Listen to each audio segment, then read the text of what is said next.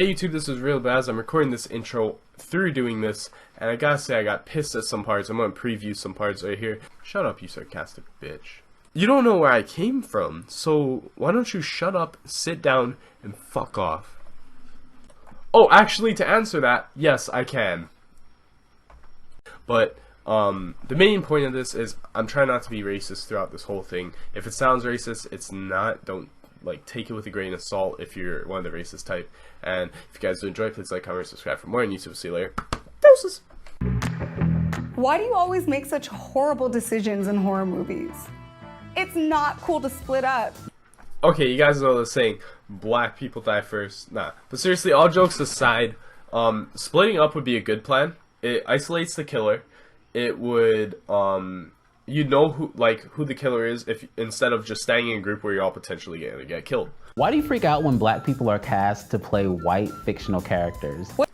Okay, this kind of okay, the way I look at it is if Doctor Who was played by a black guy the whole way through, I wouldn't mind.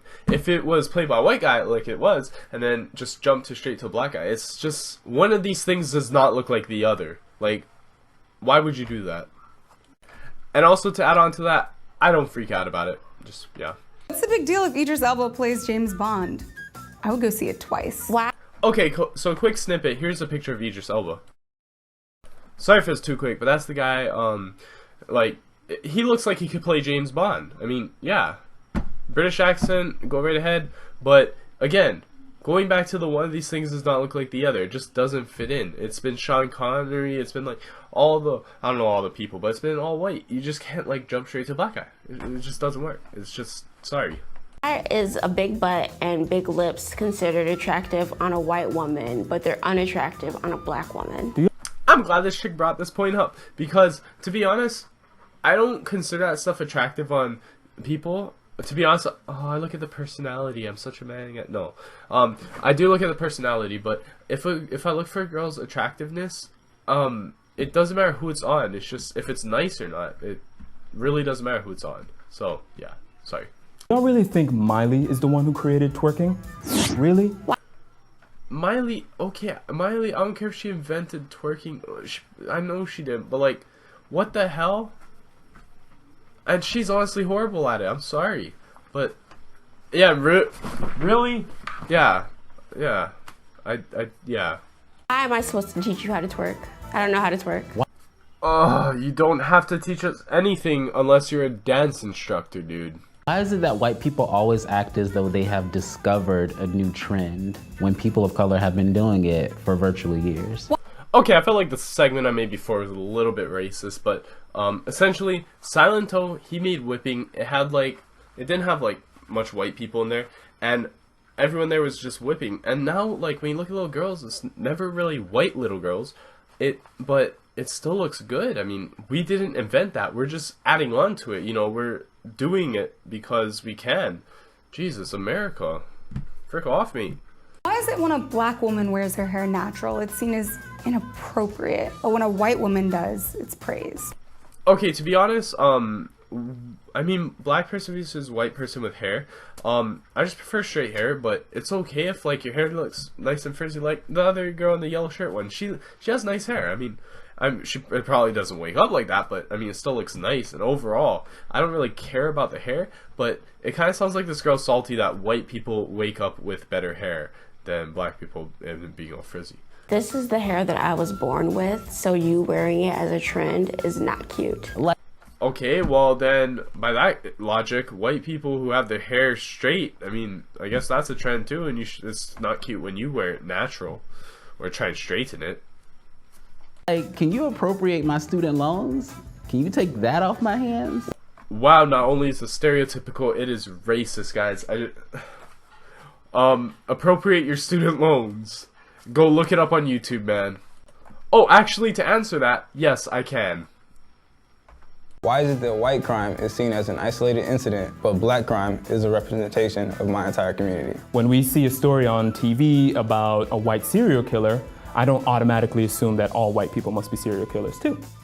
Okay, and when I see Baltimore riots, I don't assume all black people are rioters, but that's what's portrayed there, right? Because in a sense, the reason why these community things start is like riots. Like it happened in Anaheim in 1992, and that's like white people. Oh well, you know, that happens. That happens to us too. But it gets portrayed as a community event when everyone jumps in and starts rioting out of control and lawless for no reason. That's what makes it a community event, and that's what happened with the shootings instead of just protesting or doing something simple like that. Oh beauty, let the racist comments pour in. Why does talking about race make you feel so uncomfortable? Is it because you think that you'll be perceived as racist if you talk about race? Okay, to answer this a little bit better, yes, I will be perceived as racist because, like, for example, in my team speak, I'm hanging out with a bunch of Filipino friends, but if I say, like, a Filipino joke, it could be portrayed as racist, and a lot of time it is. But then when they say something about white people, it's not really portrayed as racist for me because I don't care about it. But the point is, stuff can be portrayed on a fine line with racist, with white people.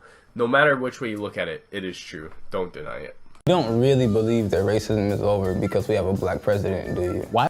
That's like saying if a female becomes president, then sexism is just off the board and not a problem, right? No, there's still going to be underpayments in wages and stuff. It's the same thing with black people. I mean, there's still riots because of white cops killing black people, and it's got to stop, but it will never stop. I'm sorry, but I know racism still exists, even though there's a black president. Why is it so easy for you to notice when there are no white people around, but you hardly ever notice when there are no black people around? Okay, gonna start this off a little bit racist, which is kind of messed up, but I will just straight up say color versus, like, blending in. But to be honest, the way I look at it, back in high school, there was like so little like black people in like sophomore and freshman year, and I noticed that. So you can't say anything about that, man. Why is your goal to be colorblind?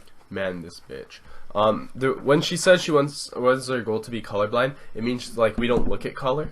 I look at color and I do see problems with it. I'm not blind to the fact that there are problems with it. I'm in fact, like, I'm not racist to those people because, like, you know, it's just some common courtesy. So you can't call me colorblind for that. There's so many different types of people in the world, yet you can't see color? This is red, this is black. Just kidding. But the main point is, I know there's a lot of races in the world, and I don't portray as, like, I don't discriminate by race. I'm not blind to different races. That's the end of it.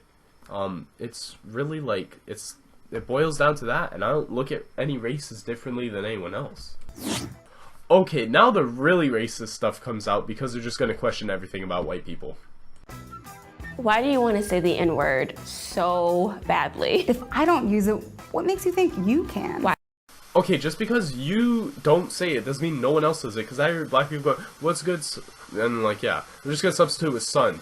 Like, "What's up, son? What's up, son?" And then like, "What's good, son?" And stuff like that. Well, okay, that just because you don't say it doesn't mean no one else says it. Okay, and we don't like. I don't want to say it. I mean, it's okay if I do say it. I don't care, but it doesn't matter. Why do you always want to touch our hair? Who told you it was okay to touch people without their permission? Again, this chick is annoying me. But the main point is, I don't touch people's hair without permission. Your hair looks poofy, annoying chick, but I don't want to go over there and touch it. I'll ask you. Like, and to be honest, I touch mostly white people's hair, so don't get, like, over dramatic about how your hair is poofy and stuff. And honestly, you're still kind of salty about the straightening hair with the white people. But yeah, the main point is, I'll ask. That's it. So quit stereotyping. Why do you feel like having one black friend makes you a cultural expert or not a racist? This is a very in-depth question, but essentially, if I have a colored friend, I'm not going to go on about their race. I'm not going to explain like, hey, I have a black friend, and say, hey, I'm not racist because I have a black friend. No, I'm not racist because I don't act racist to other people. I don't discriminate upon race. That's it. Is your only black friend comfortable with being the reason why you can't be racist? I pretty much already answered this in the last one, so yeah. By that logic, then I'm not racist. I have a ton of white friends. And by that logic, I have a ton of black friends. I'm not racist. Why do you feel comfortable cursing at your parents? Why do Okay, I've told my mom to shut up once, and that was it, and I got grounded for a month. That was the furthest I've done to swearing out my parent. That is it. That's freaked up. That's just really racist to think that, because I've seen black people do it too. you kiss your dogs on the mouth? Okay. We just love to do it. Dogs. No. To be honest, I have like let my dogs lick me. I haven't like, I don't know. You can't pronounce black names like Quvenzhané, but can say names like Schwarzenegger, Galifianakis, and LaBeouf just fine. I don't know how come you're so stupid. Those names are famous people. You hear them all the time. You don't hear Quvenzhané because she's not in the news. Like, if she was in the news, or she was like a famous person, and I heard her in like every other movie, then yeah, I would know her name. You gotta be stupid to say that point, dude. You're really making a segment on this. Why do you feel like all lions' lives matter, but black lives don't? Why is a lion's life in Africa more important than the lives of black people here in America? I'm not gonna rant on this subject. Point is, I don't think that. I don't know why you would think that. Human animals, like, what? But I guess people think that lions' lives are better. I think they mean like the donating thing, how we, like, oh, lions are so precious in the wild of Africa, all that, but still, no, I don't do that. That's fricked up. It's so hard for you to acknowledge your privilege. Let the roasting session begin on this fool, because I'm about to, like, duct tape her mouth shut. If you guys don't know what accepting your privileges means, this is one of the most disrespectful things that I could possibly take, because it basically means know what you have and know what you're grateful for and what you should be grateful for. But it's kind of disrespectful way of saying it. It's like calling someone a hypocrite, because like it's a really sharp word. It means like you should know that your computer is like, you have this and I don't have this, and know what you have that I don't have. No. Short story, close your eyes, imagine, draw my life. When I was young, I grew up in a ghetto town called Eva Beach, and I grew up on the ghetto side of it, like, very pretty ghetto.